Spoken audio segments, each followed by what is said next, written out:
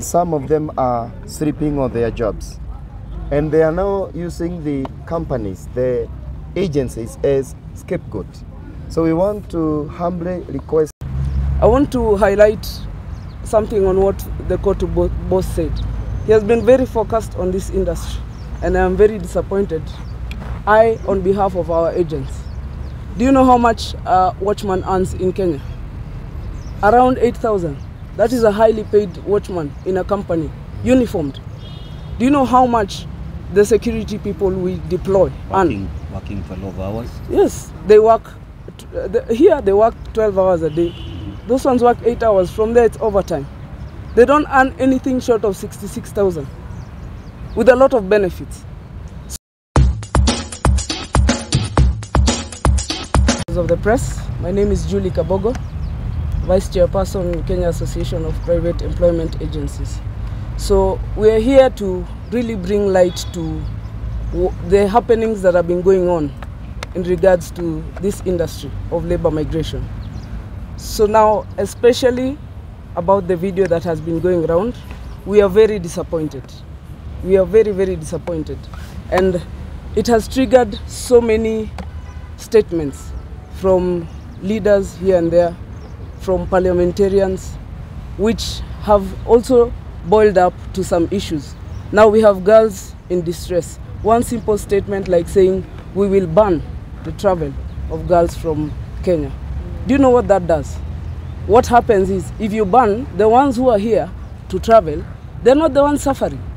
So if you throw away the ones that are there, what happens? So if you ban us from going, then we leave the ones that are there, then what happens to them? So the first action should be, if there is distress, can we bring back all Kenyans? If we are truly, truly distressed, banning people from going is not going to help. If we really want to help our people, and there are those that are in distress, let's bring them back. It has never been a solution. Accidents happen every day. Do we stop going to work because roads have accidents? No. We really look at, if it's speeding, then let's put roadblocks.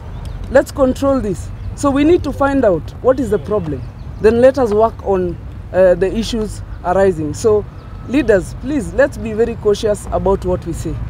This, whatever comes out of our mouths, affects very many people. I want to highlight something on what the Kotu boss said. He has been very focused on this industry, and I am very disappointed. I, on behalf of our agents, do you know how much a watchman earns in Kenya? Around 8,000. That is a highly paid watchman in a company, uniformed. Do you know how much the security people we deploy earn? Working 12 hours? Yes, they work, here they work 12 hours a day. Those ones work 8 hours, from there it's overtime. They don't earn anything short of 66,000 with a lot of benefits. So are we happier to just have people sitting around here, or should we deploy our people there to take care of the welfare of those we have deployed? The Philippines is exporting labor. As we want to concentrate on coffee, have you seen the weather? There is drought all over here, but we have people sitting here. Why don't we send our people there? Can we have more consulars to take care of the welfare? Yes. Instead of us, now we just want to sit and hide in a cocoon and say we'd rather stay here. Do you know why, when there are girls who are brought back in the airport, there are others who are going? Because they have sisters there, they have relatives, they have friends there. They will ask you, I believe you members of the press have interviewed girls who are on their way out while others are being deported. You ask them, why are you going? My sister is there. They have been there. So they have true stories, and that's what motivates them to go and work. So I will ask for the support. Let us stop creating this notion of making it look like it's a bad thing. We have very many success stories, which we will share also with you. Let us send some positivity as a media. We have a lot of impact, because what we are doing is now creating an enmity between Kenya and especially Saudi Arabia, which is wrong, because now they will hate our people for what we do to them. Are we making this better? We're just making the situation worse than it already is. Another thing I want to comment on is these NGOs like Haki Africa. We know they earn money from sad stories. but it is important to do due diligence. We have, for instance, a girl who was died in Saudi Arabia. She was stabbed by her fellow Kenyan of a man. Will that story come that way? No. You will all be at the airport because she did not go with a visa to go and do whatever she was doing. Do you know that there are brothels in Saudi Arabia? And do you know sex sells there because it's prohibited? So here we'll be running and saying the agent that took her is responsible. That is not true. We have Kembois. They even have a name.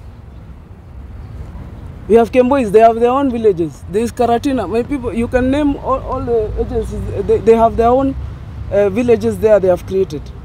They have nightclubs. They have all these things. But now, when they kill each other, the visa that took you, whoever took you is responsible.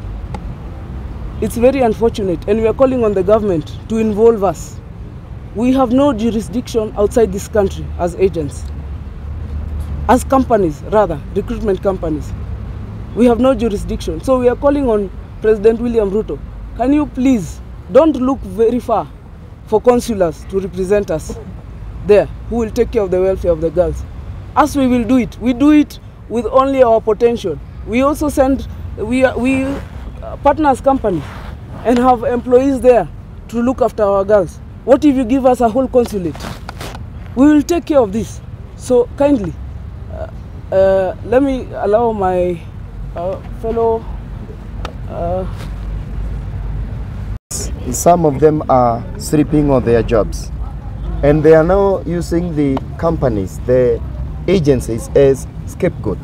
So we want to humbly request